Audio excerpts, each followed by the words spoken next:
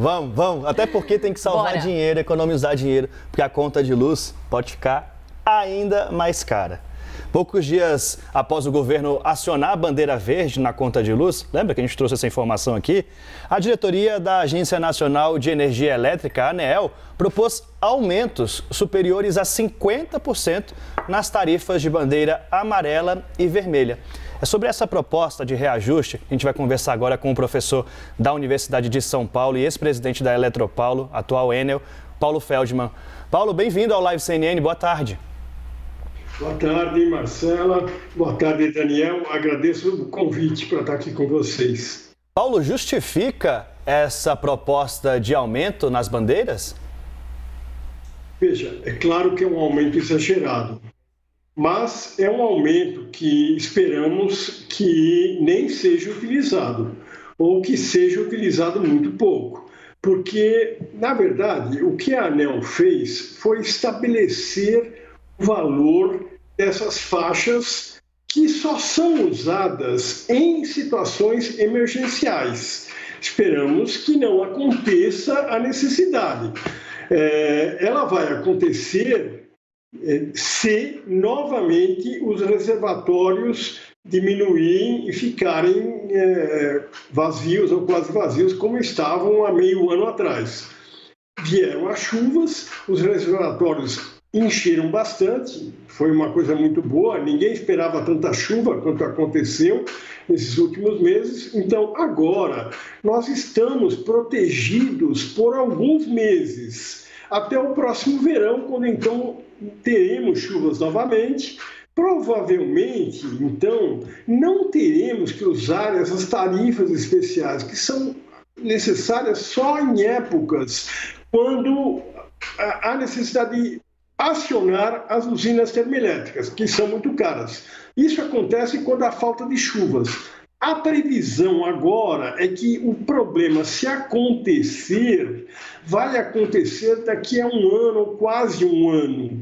Então, veja, o aumento é muito grande. Claro, 57% é um aumento exagerado. Mas, por outro lado, é possível que neste ano inteiro de 2022 não haja necessidade de usar essas tarifas. Então, desse aspecto, não é uma coisa tão grave. Mas é claro que a tarifa poderia ter sido reajustada para um valor mais baixo. 57% é uma inflação de muitos anos.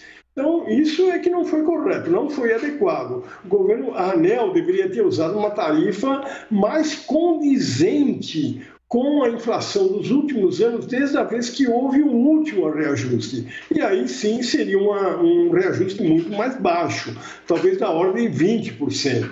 57% é um exagero, mas esperamos que não tenha que ser utilizado. Paulo, mas o que explicaria esse aumento tão acima do que seria o razoável e por que já estabelecer esse aumento se ainda essas bandeiras não foram acionadas e não devem ser nos próximos meses? Veja, isso é mais ou menos usual. Quer dizer, existe sempre uma tarifa para essas contingências que é estabelecida com bastante antecedência. Então, esse não seria o problema pior, porque não dá para deixar para estabelecer isso no último minuto, quando chega a crise, né?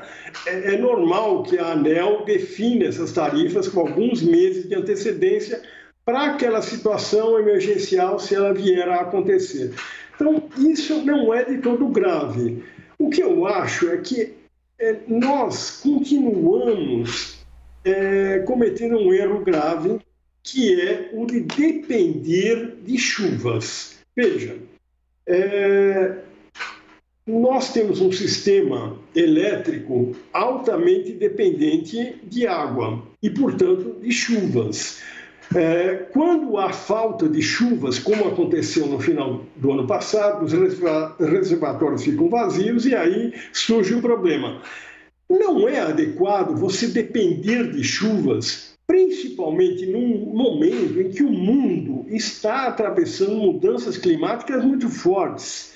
Então, veja, por exemplo, essas chuvas que nós tivemos agora nos últimos 3 meses não eram esperadas também, porque há uma mudança muito grande no regime de chuvas no mundo inteiro. Então, não é bom depender de chuvas. O que seria correto seria que a ANEEL e o governo federal estabelecessem uma nova política energética, onde a gente passasse a usar outras fontes, como solar, eólica, hidrogênio, várias fontes energéticas possíveis que não são poluentes, são limpas. O Brasil é um país muito bem dotado com essas fontes, principalmente energia solar. Nenhum país do mundo possui uma exposição solar tão grande quanto o Brasil. No entanto, não usamos energia solar.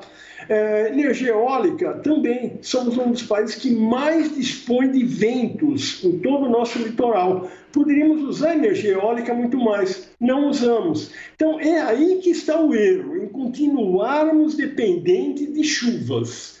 Isso é um problema.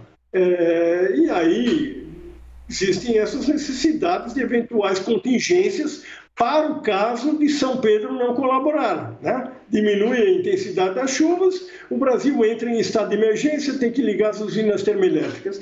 Isso não é adequado. Era muito melhor que a gente usasse energia solar. Nós conversamos com o Paulo Feldman, professor da Universidade de São Paulo. Obrigado pelo bate-papo aqui no Live CNN. Eu que agradeço a oportunidade, é um prazer. Obrigado. Até uma próxima.